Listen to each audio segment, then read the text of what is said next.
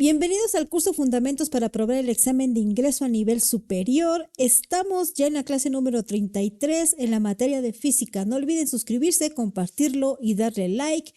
Y vamos a ver el tema del día de hoy, la luz, punto de vista contemporáneo, dualidad. Vamos a comenzar con Christian Huygens, quien en 1678, pues obviamente afirmaba que la luz es un fenómeno ondulatorio semejante al sonido y que tiene las mismas características de una onda mecánica.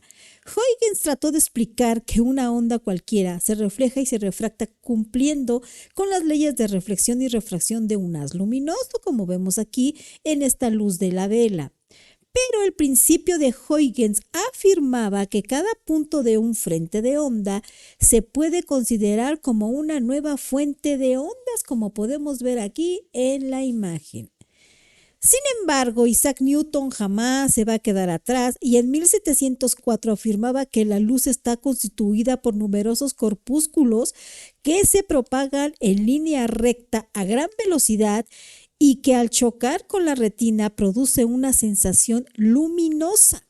El modelo trata de explicar que al considerar un haz de luz formado por partículas, estas se reflejan elásticamente en una superficie elástica o lisa, y cuando el haz luminoso penetra, como por ejemplo en el agua, se refracta debido a que las partículas que forman el haz luminoso, al aproximarse al agua, son atraídas por una fuerza que provoca un cambio de la dirección de movimiento de estos corpúsculos.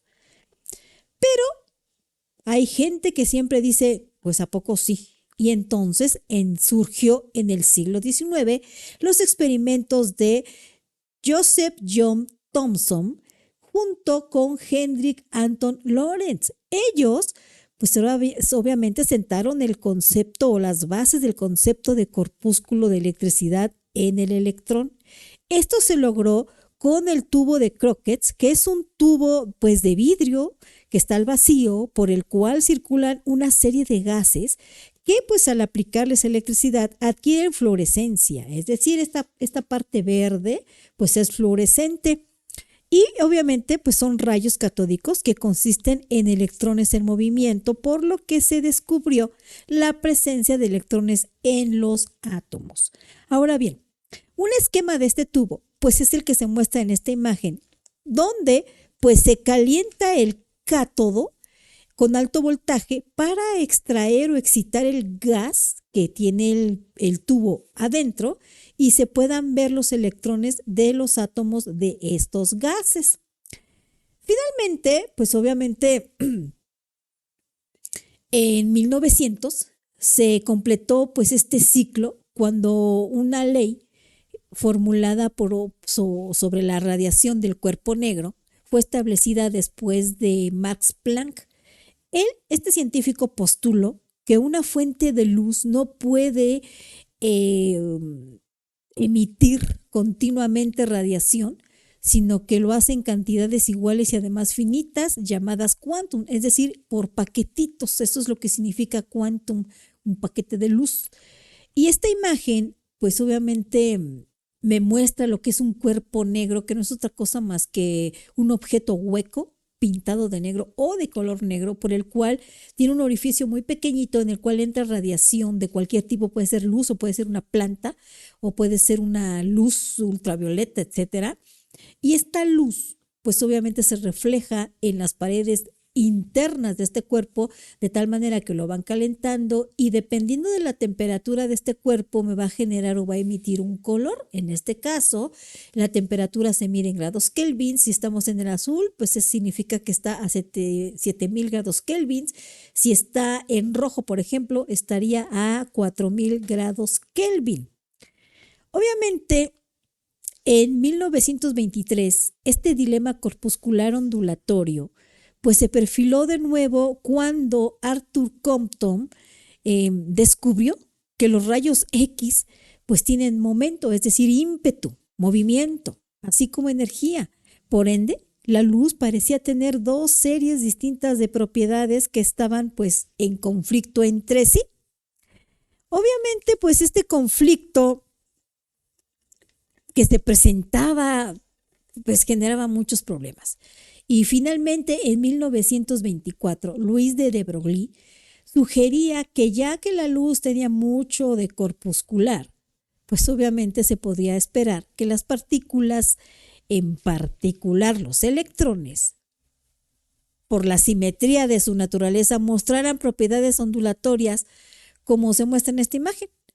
Obviamente, pues esta imagen primero empieza como una onda, la luz, y al pasar por las rendijas, pues se manifiesta esta interferencia de tal manera que al final me genera este patrón que se le llama patrón de interferencia, comportándose ya como una partícula y pues dándonos este patrón visto desde la parte de arriba, se ve como una onda, pero pues obviamente sin olvidar que esto empezó primero, vemos a la onda o la luz como una onda, y esto lo explica la física clásica, pasa por las rendijas, hace una interferencia constructiva o destructiva, y me genera este patrón de interferencia, pero esto ya se estudia en lo que es la física cuántica, porque aquí ya la luz se ve como una partícula, como un corpúsculo.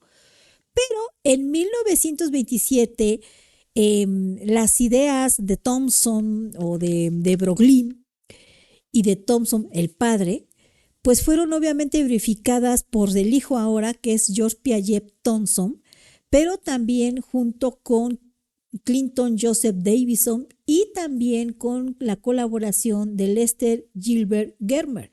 Ellos, pues obviamente explicaron estos fenómenos de las propiedades corpusculares de la luz, quienes mostraron que los electrones semejaban la luz y que podrían ser difractados.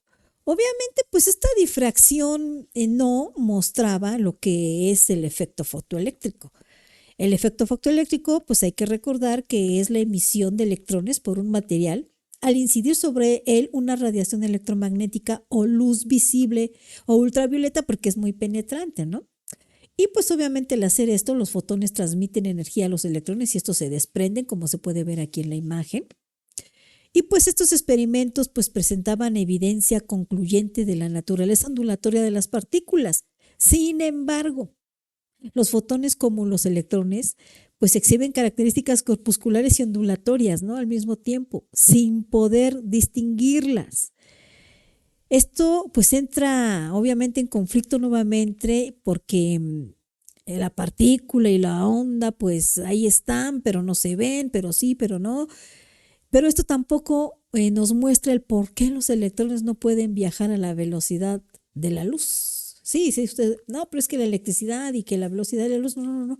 Los electrones no viajan a la velocidad de la luz y esto pues no se demostraba con estos experimentos anteriores, ¿no? De Broglie, ni de Thomson, ni de Gilbert, etc. Sin embargo, Niels Bohr sugirió su principio de complementariedad y pues obviamente para resolver pues las aparentes contradicciones ondulatorias y corpusculares que tenía la luz, como podemos volver a ver aquí, nuevamente la onda y nuevamente el patrón de interferencia, ¿no? Su principio, pues obviamente establece que ni las partículas ni las ondas exhibirían simultáneamente estas propiedades o estas características ondulatorias corpusculares en un solo experimento. Las aplicaciones, obviamente, de este tipo de descubrimiento de dualidad onda-partícula, pues nos dio lo que se le conoce el microscopio de electrones, el cual, pues gracias a que tiene estas particularidades que se comporta primero como onda y luego como partícula, al momento de que es emitido o que es excitado, pues me va a generar una imagen y entonces podemos ver objetos muchísimo más pequeños que no se pueden lograr ver pues con la luz visible. Esa es una de las aplicaciones. Obviamente este tema es muy complejo, muy abstracto, se requiere de matemáticas muy complejas, pero para fines de este examen pues lo vimos de una manera muy superficial. Ahora bien, ¿cómo me pueden preguntar este tipo de conceptos en el examen para ingreso a nivel licenciatura? Tenemos esta primera pregunta donde me dicen que el fenómeno que por primera vez puso de manifiesto el carácter dual onda-partícula de la luz fue... Ya vimos que la emisión de los electrones por un material, al incidir sobre él una radiación electromagnética o luz visible ultravioleta, los fotones transfieren energía a los electrones y obviamente los desprenden. A esto se le conoce como el efecto fotoeléctrico. Gracias a este tipo de fenómeno se pudo descubrir que pues, la luz estaba formada o era de onda o se comportaba también como partícula, ¿no? Otra interrogante puede ser que actualmente se concibe a la luz como un comportamiento dual. Esto se refiere a que se le considera como, recuerden que en física clásica la luz se ve como una onda, pero llegando a la mecánica cuántica o a la física cuántica tenemos que la luz es una partícula generándome el patrón de interferencia, por lo tanto la respuesta correcta es partícula onda.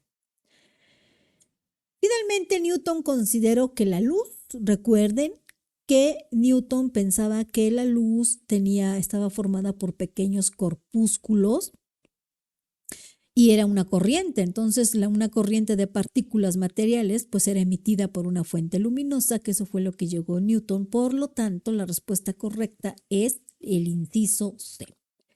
Esto fue todo de este tema, dualidad onda-partícula. No se les olvide compartir mi video, darle like y recuerden que el conocimiento no sirve si no se comparte y si no se tiene un propósito. Nos vemos en la siguiente clase.